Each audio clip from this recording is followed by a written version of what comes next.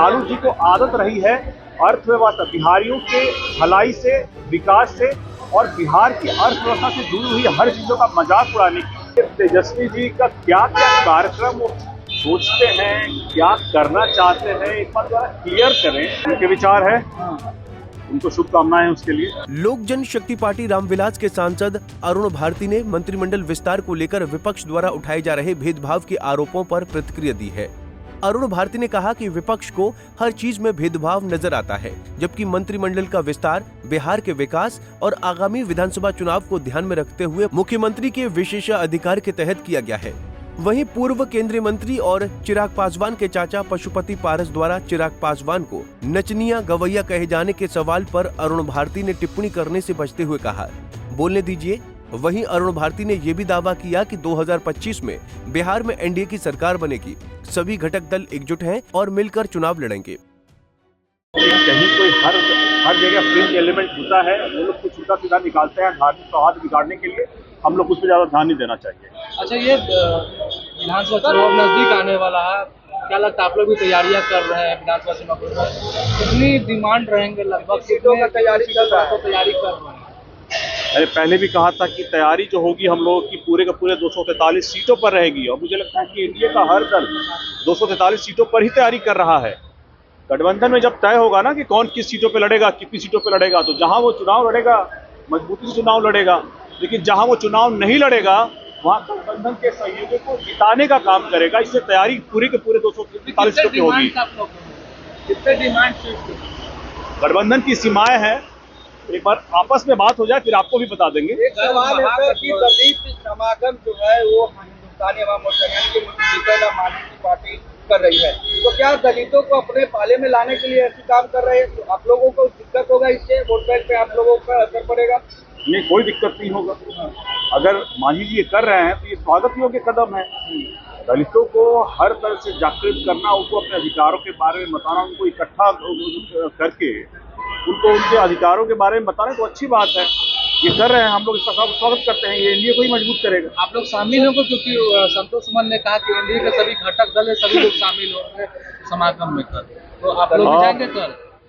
मुझे लगता है कि जितने भी दलों को इसमें उन्होंने बुलाया, मुझे लगता है ये उनके दल का कार्यक्रम है, लेकिन अगर वो जिनको भी बुलाएंगे वो सब लोग जाएंगे, हम लोग बुलाएंगे, हम लोग भी जाएंगे। महागठबंधन के नेता कह रहे हैं कि एनडीए में घमासान मचा हुआ है, दलित नेता आपस में ही लड़ रहे हैं, चिराग पासवान या जीतन राम मांझी को देखिए एक दूसरे के ऊपर टीका टिप्पणी करते हैं। ये टीका टिप्पणी आप मान के चलिए, जब कभी अगर हुई भी है तो ये बहुत ही स्पोर्टिंग तरीके से हुआ है, व्यंग्य के तौर पे हुआ है। इससे गठबंधन का इससे कोई लेना देना नहीं है।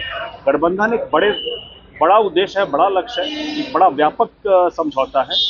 इस जो भी थोड़ी बहुत टकरार रही है, जहां बहुत सारे बर्तन होते हैं वहां थोड़ी बहुत खटपट होती है, लेकिन इसका गठबंधन की मजबूती से कोई लेना देना नहीं। चिराग पासवान के चाचा है पशुपति पारस क्षेत्र में जा रहे हैं और चिराग पासवान को लेकर बयान दे रहे हैं, नचनिया गवैया बोल रहे हैं और अपने बेटे को भी लॉन्च करना चाह रहे हैं। शुभकामनाएं हैं।